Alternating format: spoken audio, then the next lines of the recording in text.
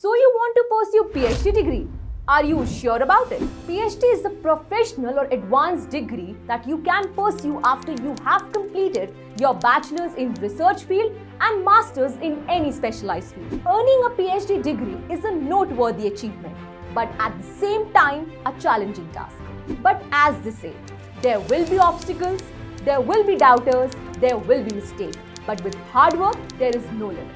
It is important to have some knowledge before initiating any journey. So in this video, we will understand certain points as well as tips and tricks which a candidate must know before starting this challenging task. Welcome to Aimlays YouTube channel. Let's begin. So let's start with number 1 tip, which is arguably the most important tip. Number 1, be prepared. आपको आपकी field के बारे में, आपके department, faculty, programme requirements के बारे में और साथ ही साथ डिग्री की क्या रिक्वायरमेंट्स हैं उनके बारे में भी पता होना चाहिए। Number 2, set goals. जब आपके पास सारी डिटेल्स इकट्ठा हो जाती हैं, तब उसी अकॉर्डिंग गोल सेट करना भी आसान हो जाता है। It will keep you focused on what you need to achieve in this program. Point number 3, read and read. जितनी ज्यादा आप इंफॉर्मेशन गैदर कर सकते हैं, उतना ही आपके लिए अच्छा है। Stay updated with the latest information in your field. Use academic journals to find research articles that you can use in your own work. Number 4, choose your topic wisely. Choosing a topic is a tedious task, but at the same time, the important one. Let's understand why choosing the topic wisely is important. Ramesh जो एक PhD candidate है, उसने अपना topic अपने interest और passion के हिसाब से चूज किया था, और वहीं पूजा ने रिसर्च टॉपिक को इतना जरूरी नहीं समझा, और जब डेडलाइन पास आ गई तो उसने कोई भी रैंडम टॉपिक उठाकर उस पर रिसर्च करना शुरू कर दिया।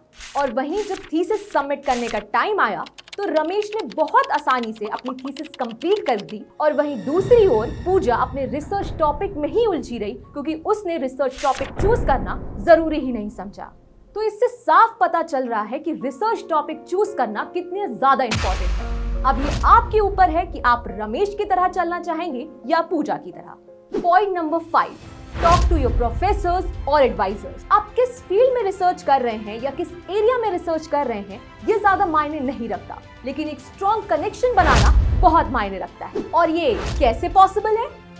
ये पॉसिबल ऐसे है कि आप अपने प्रोफेसर्स या एडवाइजर्स से बात कर सकते हैं, because they offer the wealth of knowledge, और साथ ही साथ find peers with the same boat with little more experience than you whom you feel comfortable talking to. Point number 6, imposter syndrome. मालूम है थोड़ा अजीब लग रहा है सुनने, लेकिन इसका मतलब जानना बहुत ही ज्यादा जरूरी है। जब आप इस पूरी जर्नी पे खुद पर सेल्फ डाउट करने लगे, उसको imposter syndrome कहते हैं, और ये फीलिंग इस टाइम आना कंप्लीटली वैलिड है। लेकिन खुद पर भरोसा करने और ये क्वेश्चन ना करना कि क्यों मैंने ये परस्यू करने का सोचा, वही बहुत इंपॉर्टेंट है। Managing your expectations as well as having the right attitude and work ethic is more important for this PhD journey. तो I hope कि जितने भी points हमने इस वीडियो में डिस्कस किए हैं वो आपके लिए हेल्पफुल रहे हों, और अगर आपको कोई भी PhD से रिलेटेड क्वेरी है तो आप हमारे टीम ऑफ एक्सपर्ट से कांटेक्ट कर सकते हैं। For more such informational content,